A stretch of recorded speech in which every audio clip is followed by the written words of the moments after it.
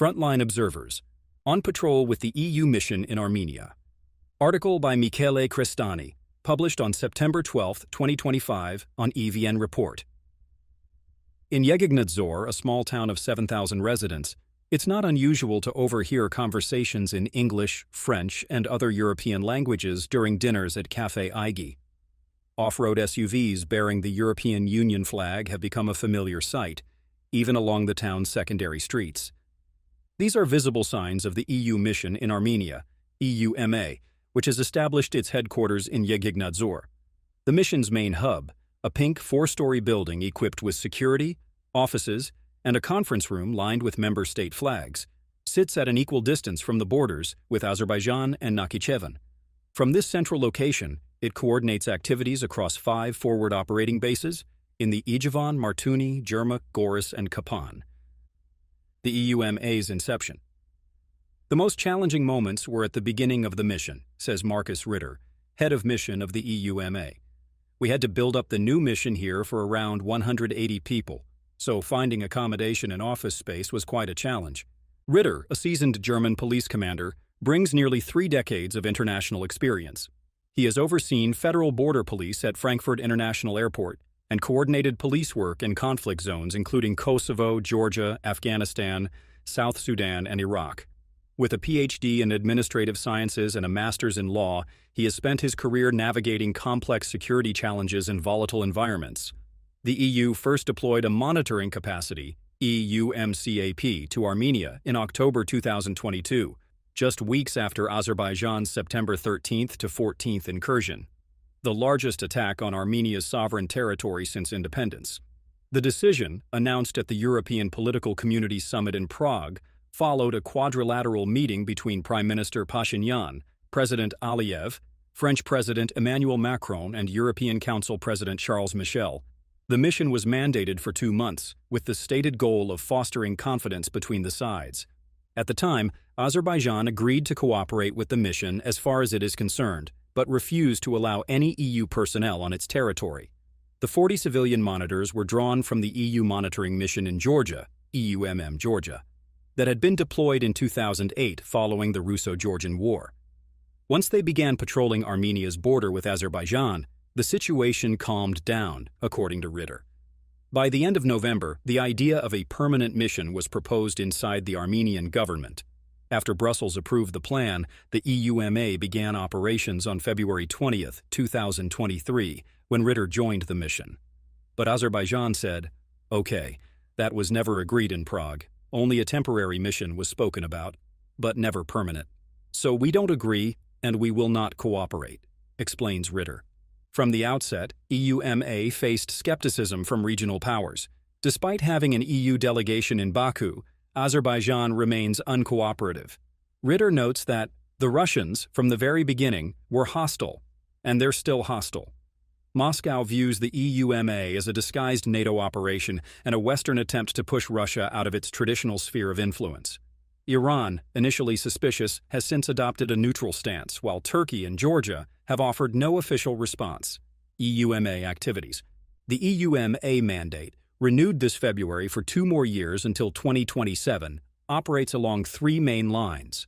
Its primary role is patrolling, monitoring, and documenting Armenian and Azerbaijani positions along the roughly 1,000-kilometer border, with 2 to 3 patrols dispatched daily from each forward operating base. The second function focuses on human security patrols that engage with residents in small towns, villages, and farms. This presence helps EUMA create a sense of safety. We see that people are not abandoning these areas, because with us, they have the feeling that the international community is present, Ritter explains. Finally, the mission supports confidence-building measures aimed at deterring border skirmishes. Ritter states that these daily field activities have reduced border incidents, though how the EUMA measures these statistics remains unclear. The last casualties were in February 2024, when 4 Armenians were killed and 1 wounded. Since then, we haven't had any injured or killed, and what we never had are victims among the civilian population, Ritter notes. Fewer border skirmishes have become a decisive factor in stabilizing the political environment.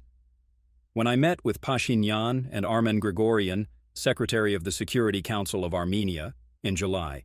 They told me, and they say it publicly, that our presence makes a difference, Ritter notes. Not everyone at the EUMA is involved solely in patrols, though. The headquarters has supporting departments that have built a network for public relationships, globally with foreign embassies, the EU delegation in Armenia, and the special representative for the South Caucasus, responsible for EU policymaking in Armenia, and locally with civil society organizations and NGOs.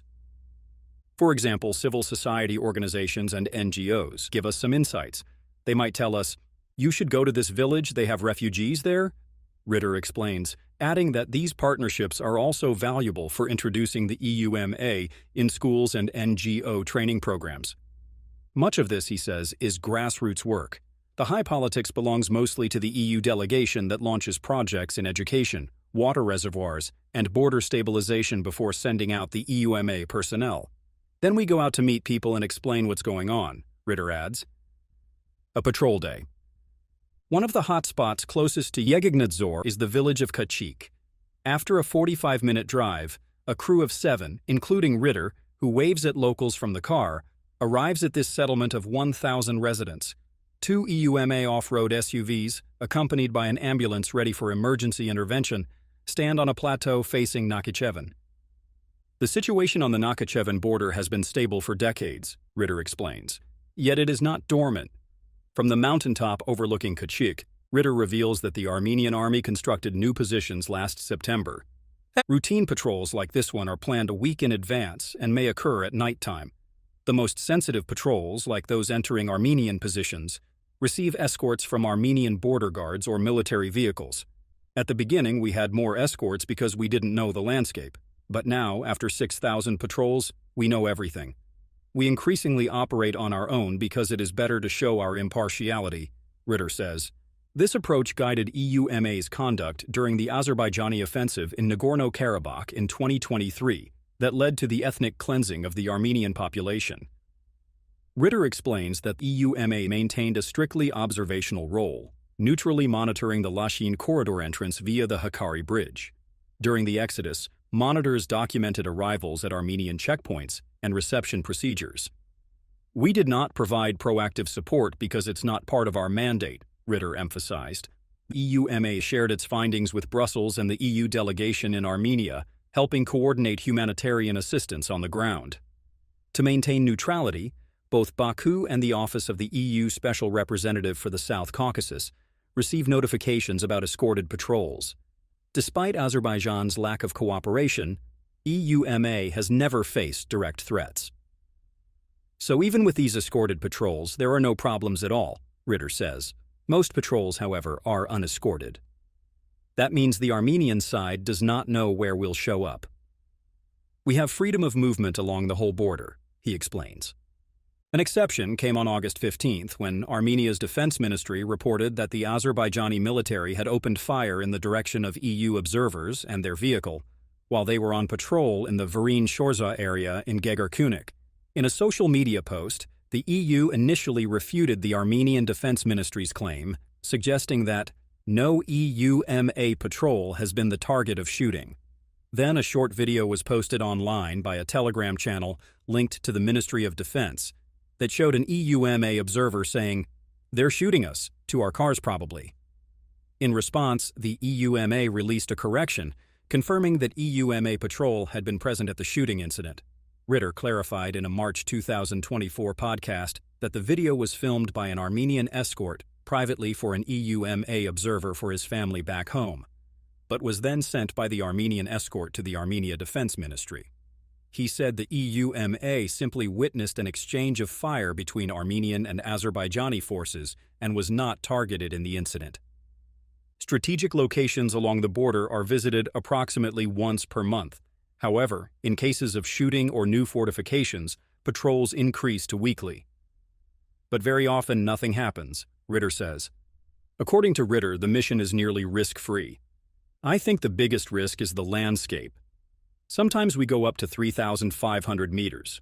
In autumn when there's bad weather, or in spring in heavy snow, driving is more risky. At the end of each day, every patrol submits a report, which is compiled into a daily summary. All information is forwarded to Brussels. We don't share our findings with the Armenian or the Azerbaijani side, Ritter explains. We simply report what is happening. We are the eyes and the ears of Brussels. They use our information to shape policy, though I have no insights into that process.